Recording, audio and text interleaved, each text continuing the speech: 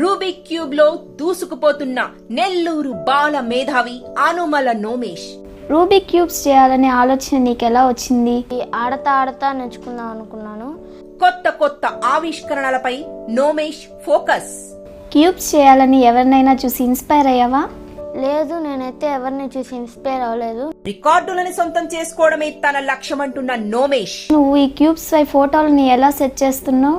అవును, కలర్స్ చేయటం కష్టం, కానీ రూబిక్ క్యూబ్స్ తో పోర్ట్రేట్ ఆర్ట్స్ లో అద్భుత ప్రతిభ కనబరుస్తున్న నోమేష్. ఫోటోస్ చేయాలనే ఆలోచన ఎందుకు వచ్చింది? మామూలుగా మనం ఈ స్టిక్కర్ వేయకుండా చేసే క్యూబ్ కి అండ్ స్టిక్కర్ వేసిన క్యూబ్ చేయడానికి ఇండిపెండెన్స్ డే సందర్భంగా మరో స్పెషల్ సర్ప్రైజ్ పోర్ట్రేట్ ఆర్ట్స్ తో మీ ముందుకు నోమేష్. అతి తక్కువ సమయంలో క్యూబ్స్ ను సాల్వ్ చేస్తూ ప్రత్యేక గుర్తింపు తెచ్చుకుంటున్న నోమేష్ తో వర్షిత శ్రీ స్పెషల్ ఇంటర్వ్యూ త్వరలో.